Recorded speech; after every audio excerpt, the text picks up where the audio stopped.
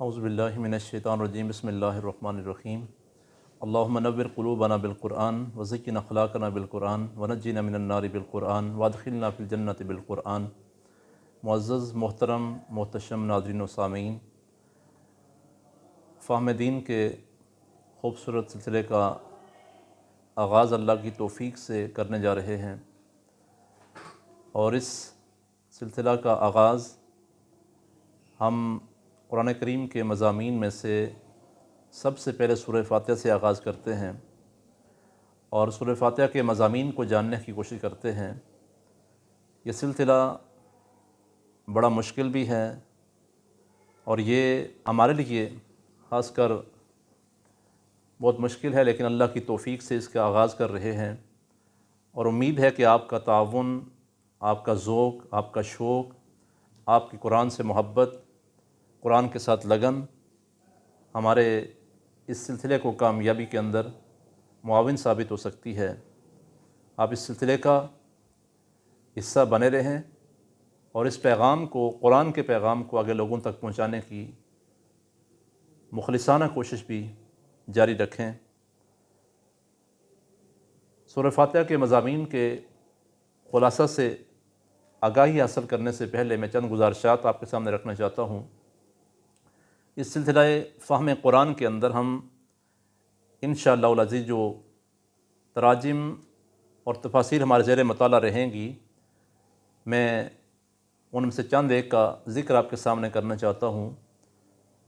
ترجمہ کنز الایمان، ترجمہ جمال القرآن، تفسیر نعیمی، تفسیر ضیاء القرآن، تفسیر تبیان القرآن، تفسیر امداد الکرم، تفسیر صراط الجنان، تفسیر بغوی، تفسیر ابن کثیر، تفسیرات افصلیہ، یہ وہ تفاسیر ہیں، اور ان کے علاوہ بھی انشاءاللہ العزیز یہ مطالعہ رہیں گی، اور ان تفاسیر کی روشنی کے اندر میں قرآن کریم کے مضامین کا خلاصہ آپ کے سامنے رکھنے کی کوشش کروں گا۔ اللہ پاک مجھے کما حق ہو یہ کام سر انجام دینے کی توفیق عطا فرمائے، اور آپ کی خدمت میں یہ گزارش ہے، ہمارے لیے دعا کریں اللہ ہمیں اس دین کے مشن کے اندر استقامت نصیب فرمائے، اخلاص عطا فرمائے۔ سامعین گرامی قدر، اب ہم سورہ فاتحہ کے مضامین کے خلاصہ کی طرف آتے ہیں۔ سورہ فاتحہ قرآن کریم کی سب سے پہلی مکمل نازل ہونے والی سورہ مبارکہ ہے۔ یہ بہت جامع سورہ مبارکہ ہے۔ یہ سورت 7 آیات پر مشتمل ہے، ایک رکوع ہے، اور اس کی اہمیت کا اندازہ آپ اس بات سے لگا سکتے ہیں کہ یہ سورہ مبارکہ 2 مرتبہ نازل ہوئی ہے، ایک مرتبہ مکہ شریف کے اندر اور ایک مرتبہ مدینہ پاک کے اندر نازل ہوئی ہے، اور اس سورہ مبارکہ کے کئی اسماء ہیں، ان میں سے چند ایک اسماء میں آپ کے سامنے رکھنا چاہتا ہوں۔ اس سورہ مبارکہ کو السبع المثانی کہا جاتا ہے، یعنی نماز کے اندر بار بار یہ پڑھی جاتی ہے، اور اس کی ایک وجہ یہ بھی ہے کہ یہ سورہ مبارکہ 2 بار نازل ہوئی ہے، اس کو السبع المثانی کہا جاتا ہے، یعنی وہ 7 آیات جو ایک سے زائد مرتبہ جن کا نزول ہوا یا پڑھی جاتی ہیں۔ اس سورہ مبارکہ کا ایک نام فاتحۃ الکتاب ہے، چونکہ قرآن کریم کی تلاوت کا آغاز بھی اس سے ہو رہا ہے، قرآن کریم کے لکھنے کی ابتدا بھی اس سے ہو رہی ہے، اس لیے اس کو فاتحۃ الکتاب کہا جاتا ہے۔ اس سورہ مبارکہ کا ایک نام سورۃ الحمد ہے، کیونکہ اللہ کی حمد کا ذکر ہے اس کے اندر۔ اس سورہ کا ایک نام ام القرآن ہے، ایک ام الکتاب ہے، یعنی یہ تمام قرآن کی جامع صورت ہے۔ بلکہ علماء یہ فرماتے ہیں کہ قرآن مجید کا مقدمہ، تمہید اور خلاصہ جو سورہ مبارکہ ہے وہ سورہ فاتحہ ہے، اور حدیث پاک میں آتا ہے کہ تمام آسمانی کتابوں کا علم اللہ نے قرآن کے اندر جمع کر دیا، اور قرآن کا علم اللہ نے سورہ بقرہ کے اندر جمع کر دیا، اور سورہ بقرہ کا تمام علم سورہ فاتحہ میں جمع کر دیا گیا ہے۔ اس میں کتنا کچھ ہے۔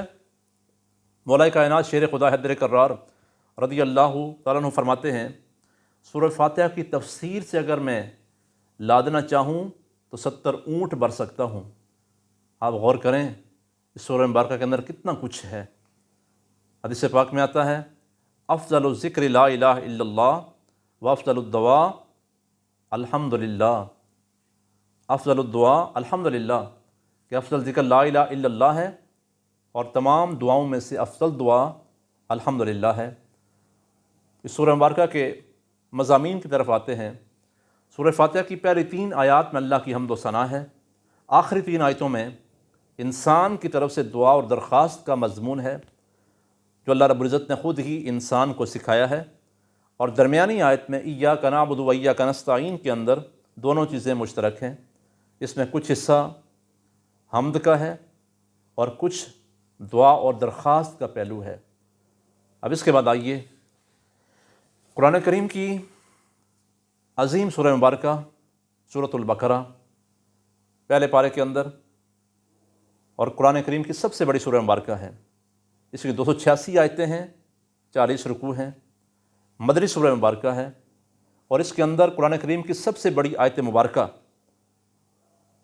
جس کو آیت مدائنہ بھی کہا جاتا ہے، جس میں قرض لینے لکھنے اور کاروباری معاملات کے حوالے سے مرد و خواتین کو گواہ بنانے کا ذکر کیا گیا ہے۔ اس سورہ مبارکہ کے اندر قرآن کریم کی تمام آیتوں کی سردار آیت آیت الکرسی بھی ہے، جس کو تمام آیتوں کی سردار کہا گیا ہے، اور اس سورہ مبارکہ کا آغاز حروف مقطعات سے ہو رہا ہے۔ سامعین گرامی قدر، حروف مقطعات قرآن کی 29 سورتوں کے آغاز میں آئے ہیں۔ اب حروف مقطعات کا معنی کیا ہے، مفہوم کیا ہے؟ جس طرح سورہ بقرہ کا آغاز ہوا الف لام میم سے، تو اس کا معنی کیا ہے؟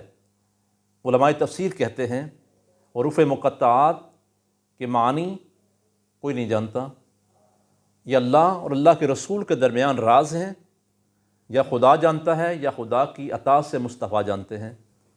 اور بعض علماء یہ کہتے ہیں اللہ کی عطا سے اللہ کے اولیاء کاملین بھی حروف مقطعات کے معنی کو جانتے ہیں۔ اس کے بعد آغاز ہی میں اللہ رب العزت نے سورۃ بقرہ کے پہلے رکوع کے اندر قرآن کریم کے کتاب بے عظیم ہونے کا، کتاب ذی شان ہونے کا ذکر کیا ہے، محتم بالشان ہونے کا ذکر کیا ہے۔ ذالک الکتاب لا ریب فیہ، آغاز میں ہی اللہ نے بتا دیا کہ یہ قرآن ایسی ذی شان کتاب ہے جس میں کوئی شک نہیں، کوئی ریب نہیں۔ اس کے بعد اللہ نے اس کو متقین کے لیے ہدایت قرار دیا ہے۔ اب سوال پیدا ہوتا ہے، قرآن تو تمام انسانوں کے لیے ہدایت کا سامان ہے، اس کے اندر پھر متقین کے لیے ہدایت کیوں کہا گیا؟ علماء فرماتے ہیں، مفسرین لکھتے ہیں، اس لیے قرآن تو سب کے لیے ہدایت کا سامان ہے، اس کے اندر ہدایت اور رہنمائی اس کے اندر موجود ہے، لیکن اس قرآن سے جو رہنمائی لینے والے ہیں وہ متقین ہیں۔ اس لیے اللہ نے کما حق کو جو رہنمائی لیتے ہیں قرآن سے وہ متقین ہیں، تو اللہ نے یہاں پہ فرما دیا ھدی للمتقین، یہ متقین کے لیے ہدایت ہے۔ اس کے بعد متقین کی صفات اللہ نے بیان کی ہیں آغاز کے اندر ہی، کہ وہ غیب پر ایمان رکھتے ہیں، نماز قائم کرتے ہیں، اللہ کی راہ میں اللہ کے دیے ہوئے مال میں سے خرچ کرتے ہیں، اور اس پر ایمان لاتے ہیں جو آپ پر نازل ہوا اور جو آپ سے پہلے نازل ہوا، اور آخرت پر یقین رکھتے ہیں۔ سامعین گرامی قدر، یہاں پر اس آیت کے اندر حضور علیہ الصلوۃ والسلام کی ختم نبوت کی بین دلیل ہے، یعنی یہاں پر اللہ نے کیسا اسلوب اختیار کیا، انداز اسلوب کیا ہے؟ فرمایا کہ متقین اس پر ایمان لاتے ہیں جو آپ پر نازل ہوا اور جو آپ سے پہلے نازل ہوا۔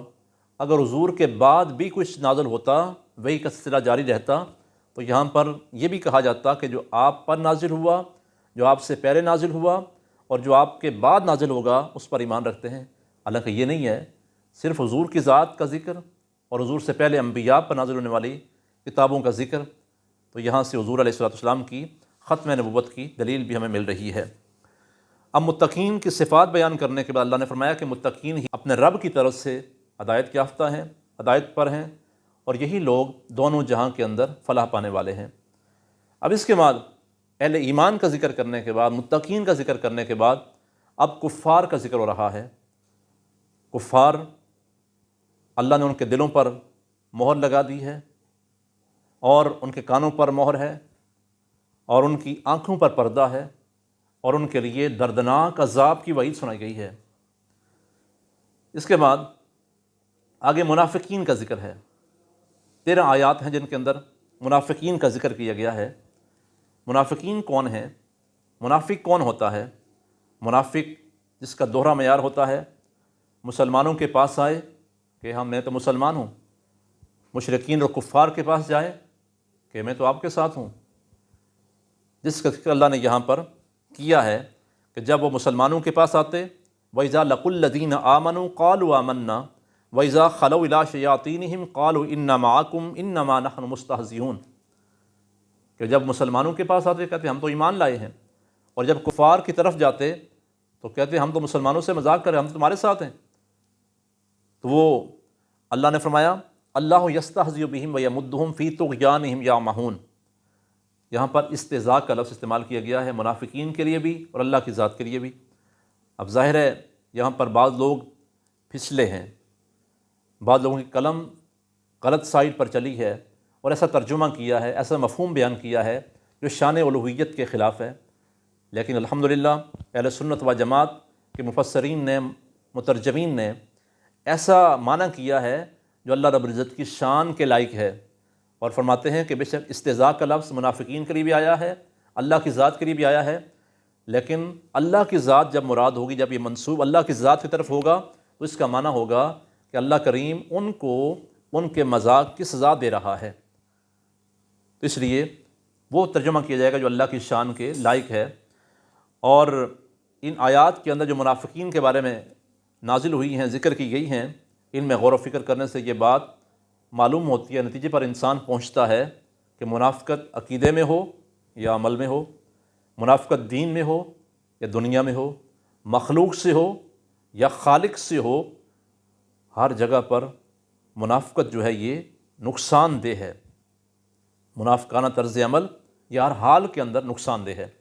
اس کے بعد آگے رکوع نمبر 3 کے اندر اللہ رب العزت کے وحدہ لا شریک ہونے کا ذکر ہے، اس کی عبادت کا ذکر ہے، اور اللہ نے فرمایا کہ وہی رب ہے جس نے تمہیں پیدا کیا، جس نے تم سے پہلے لوگوں کو پیدا کیا، اور جس نے زمین کو بچھونا، آسمان کو عمارت بنایا، جس نے آسمان سے پانی اتارا تمہارے لیے، پھر نکالے اس سے کچھ پھل تمہارے کھانے کے لیے، بس نہ ٹھہراؤ اللہ کے لیے مد مقابل اور تم جانتے ہو۔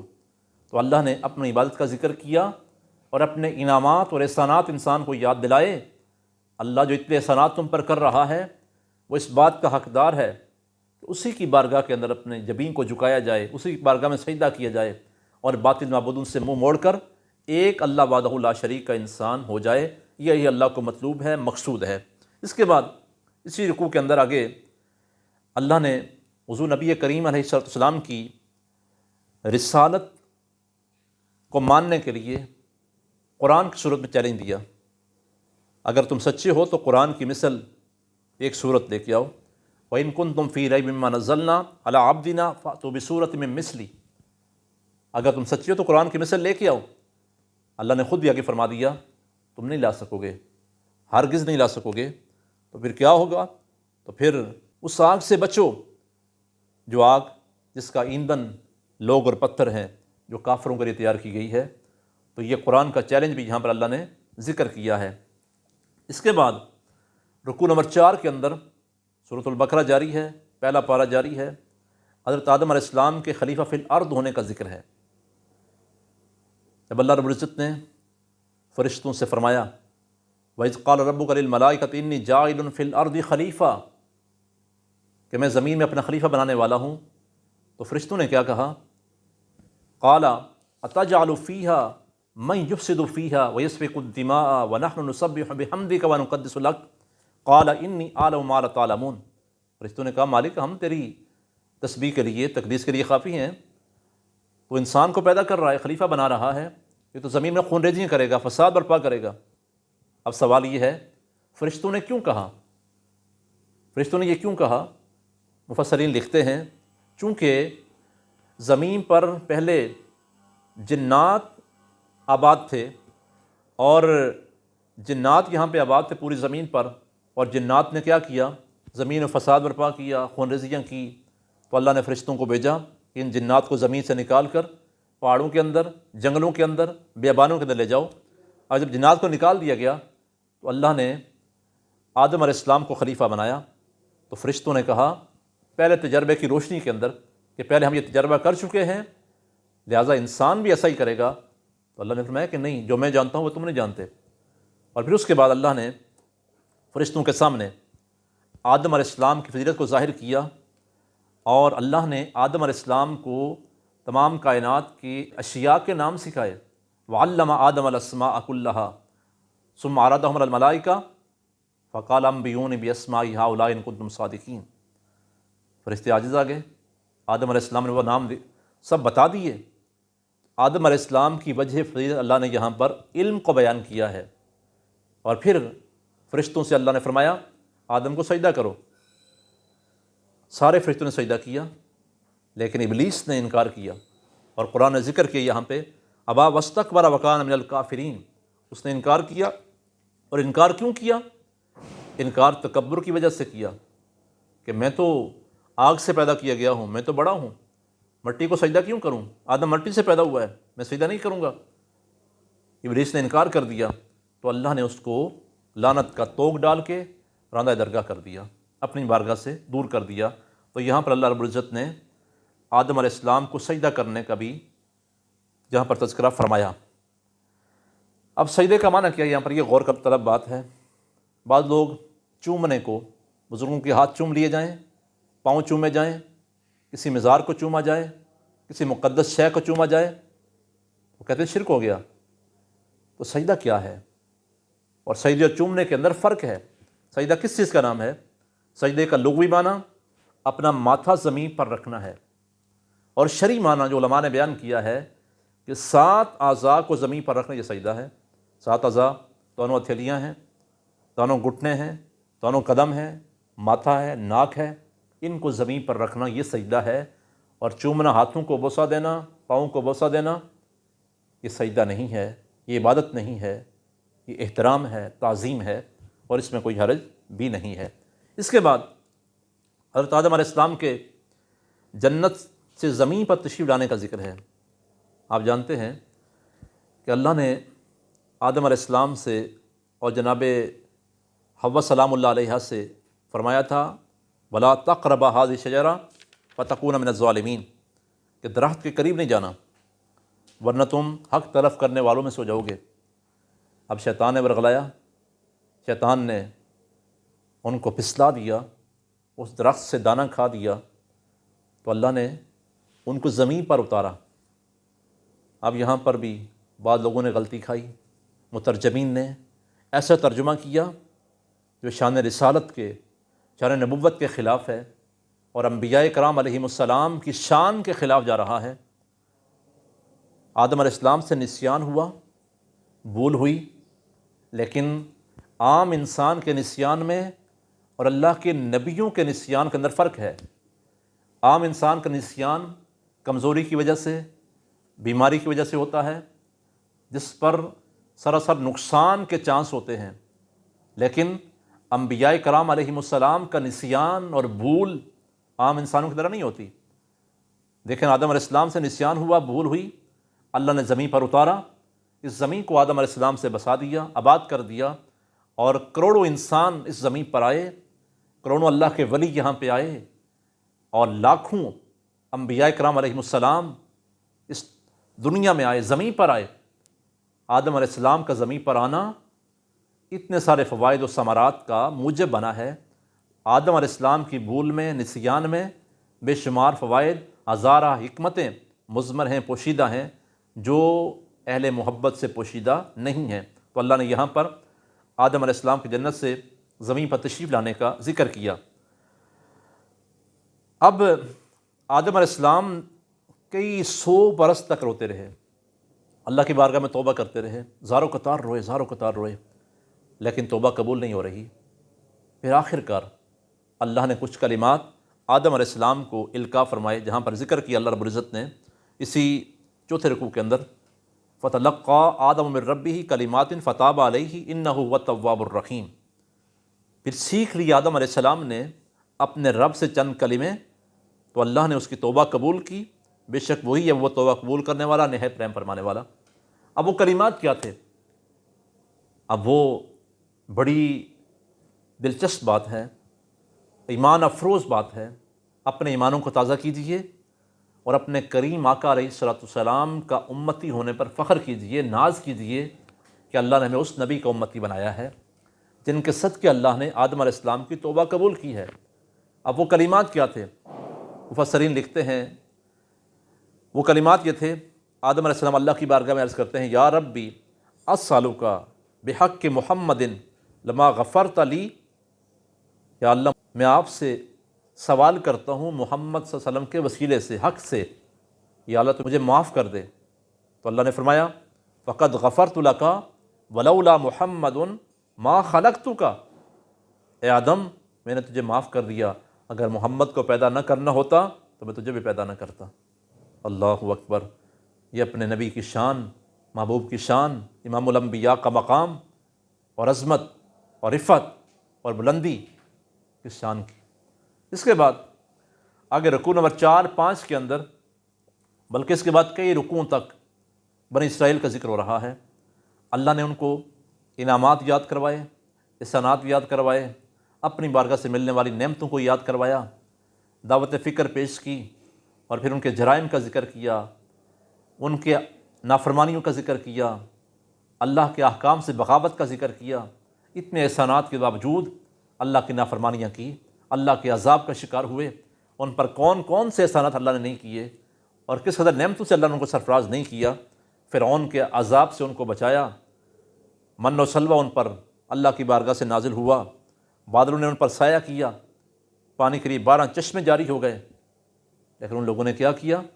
انہوں نے بچڑے کو معبود بنا لیا، اللہ کو چھوڑ کر انعامات و احسانات کو بلا کر بچڑے کی پوجا شروع کر دی۔ انہوں نے اللہ کی نافرمانی کرتے ہوئے اللہ کے نبیوں کو قتل کیا۔ خاص توبہ کی ان کو مہلت دیتا رہا اللہ تعالیٰ کہ وہ توبہ کر لیں، اللہ کی بارگاہ میں لوٹ آئیں۔ اور پھر توبہ کا انداز کیا تھا کہ وہ اپنے ان قریبی لوگوں کو قتل کریں جنہوں نے شرک کیا ہے، بچڑے کی پوجا کی ہے، انہیں قتل کریں۔ اللہ نے ان کو موقع دیا۔ اور پھر ان کا ایک اور عجیب مطالبہ اللہ نے یہاں پر ذکر کیا ہے کہ وہ اللہ کی بارگاہ میں، بلکہ موسیٰ علیہ السلام کی بارگاہ میں کیا عرض کرتے ہیں کہ ہم آپ پر ایمان لے آئیں گے، کلمہ پڑھ لیں گے، اللہ کو مان لیں گے، لیکن ہمارا ایک مطالبہ ہے۔ عجیب مطالبہ ہے ان کا۔ وہ مطالبہ سنیے جو قرآن بیان کر رہا ہے، وَإِذْ قُلْتُمْ يَا مُوسَىٰ لَن نُؤْمِنَ لَكَ حَتَّىٰ نَرَى اللَّهَ جَهْرَةً فَأَخَذَتْكُمُ الصَّاعِقَةُ وَأَنْتُمْ تَنظُرُونَ۔ انہوں نے کہا کہ ہم اللہ کو اپنے سامنے دیکھنا چاہتے ہیں، ظاہر دیکھنا چاہتے ہیں، اللہ ہمارے سامنے آ جائے، اللہ کو مان لیں گے۔ اللہ نے ان کی اس گستاخی پر، بارگاہ الوہیت کے اندر جب گستاخی کی تو اللہ نے ان پر بجلی کو بھیجا، کڑک آئی، اللہ کا عذاب آ گیا، اور وہ سب کچھ دیکھ رہے تھے، اللہ کا عذاب آ گیا۔ اور اس کے بعد پھر ایک اور ان کا اللہ کی نافرمانی۔ دیکھیں ہفتے کا دن تھا، عبادت کے لیے خاص تھا، اس دن میں کوئی اور کام نہیں کرنا، کھیتی باڑی، زراعت، زمینداری کچھ نہیں کرنا، بس اللہ کی عبادت کرنی ہے۔ شکار بھی نہیں کرنا، شکار سے روکا کہ ہفتے کو شکار نہیں کرنا۔ ان لوگوں نے کیا کیا؟ اللہ کی نافرمانی کس طریقے سے کی کہ اس دریا سے نہریں نکال کر اپنے کھیتوں میں لے آئے، گڑھے کھود لیے، جمعے کے دن یہ کام کرتے اور ہفتے کو وہ پانی کھولتے اور ساری مچھلیاں جو ہیں ان کے گڑھوں میں آ جاتی، بند کر دیتے، پھر اتوار کو جا کے پکڑ لیتے اور کہتے ہم تو ہفتے میں کوئی شکار نہیں کرتے، اللہ کی نافرمانی نہیں کرتے۔ ان کی اس حکم دولی پر، اس نافرمانی پر بھی اللہ کا عذاب آیا، اور اللہ کریم نے ان کو سزا کیسی دی کہ وہ لوگ بندر بن گئے۔ اللہ نے ان کو بندر بنا دیا۔ تو اس کا ذکر بھی اللہ نے یہاں پر کیا ہے۔ یہ صرف ان کی حکم عدولی کی وجہ سے، نافرمانی کی وجہ سے یہ سب کچھ ہوا کہ ان پر اللہ کا عذاب آیا، اور جب وہ بندر بن گئے تو چند ہی دن کے بعد وہ سارے کے سارے لوگ ہلاک ہو گئے۔ تو یہ اللہ نے اپنا عذاب ان پہ نازل کیا۔ سامعین گرامی قدر، قرآن کی محبت کو سینوں میں بسانے والے، ہم غور کریں، اللہ نے قرآن کے اندر سابقہ اقوام کا ذکر کیا، سابقہ قوموں کا ذکر کیا، ان پر عذاب نازل ہوئے ان کا ذکر کیا، ان کے احسانات کا ذکر کیا، کہ کس لیے قرآن میں کیوں نازل کیا؟ اس لیے کہ ہم اس سے عبرت پکڑیں۔ ان پر معمولی گناہوں کی وجہ سے اللہ کا عذاب آیا، ہم اللہ کی بارگاہ میں لوٹ جائیں، اللہ کے عذاب سے ڈریں۔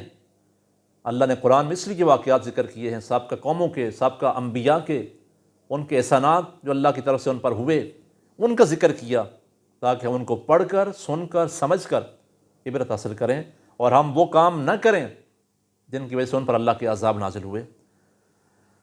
اب اسی پہلے پارے کے 8ویں رکوع میں بنی اسرائیل کی ایک گائے کا ذکر ہے۔ اسی مناسبت سے اللہ رب العزت نے اس سورہ مبارکہ کا نام سورۃ البقرہ رکھا ہے۔ وجہ تسمیہ یہی ہے کہ گائے کا ذکر، بنی اسرائیل کے ایک گائے کا ذکر ہے، جس کی مناسبت سے اللہ نے اس کا نام بھی سورۃ البقرہ رکھا ہے۔ اور ذکر یہ ہے، گائے کا واقعہ یہ ہے، ان کا ایک بندہ قتل ہو گیا بنی اسرائیل کا، قاتل کا پتہ نہیں چل رہا کون ہے۔ اللہ نے فرمایا کہ ایک گائے ہے، فلاں جگہ پہ ہے، فلاں جنگل میں ہے، اور اس گائے کو لے کر اس کو ذبح کر کے اس کا ایک ٹکڑا مقتول پر مارو، وہ زندہ ہو جائے گا، پھر وہ خود بتائے گا اس کا قاتل کون ہے۔ ایسے ہی کیا گیا، لیکن جو قاتل تھا وہی ٹال مٹول کر رہا تھا کہ اس گائے کا رنگ کیا ہو، اس کی شکل و صورت کیا ہو، اس کی حیت کیا ہو، مختلف سوالات کر رہا تھا، اور اس کے ہم نوا لوگ بھی، تاکہ اس کام سے بچ جائیں۔ لیکن آخر کار وہ مطلوبہ گائے مل گئی اور اس کو ذبح کیا گیا، اس کا ٹکڑا مقتول پر مارا گیا، وہ زندہ ہوا، اس نے بتا دیا کہ مجھے قتل کرنے والا یہی میرا چچا زاد بھائی تھا جس نے مجھے قتل کیا تھا، اور پھر قصاص کے طور پر اس کو بھی قتل کر دیا گیا۔ تو یہ اللہ نے یہاں پر اس پہلے پارے کے 8ویں رکوع کے اندر یہ ذکر کیا ہے۔ تو ہمارا آج کا سبق مکمل ہوا، قرآن کے مضامین کا خلاصہ، پہلے پارے کے 8 رکوع مکمل ہوئے ہیں۔ انشاءاللہ اگلے سبق کے اندر ہم انشاءاللہ 8ویں رکوع سے لے کر آخر تک انشاءاللہ ہم یہ پڑھیں گے، سمجھیں گے، فہم حاصل کریں گے۔ مقصد یہ ہے تاکہ ہم اس اجمالی طور پر سارے قرآن کے مضامین کو جان کر اپنے اندر شوق پیدا کریں، ذوق پیدا کریں، تڑپ پیدا کریں، جذبہ پیدا کریں، اور اس کے بعد ہم قرآن کریم کو مکمل تفصیل کے ساتھ، تشریح کے ساتھ، تفسیر کے ساتھ اس سے آگاہی حاصل کر سکیں اور اپنی زندگیاں قرآنی تعلیمات کے مطابق گزارنے کی عملاً کوشش کریں۔ اللہ ہم سب کو عمل کی توفیق دے۔ وما علینا الا البلاغ المبین۔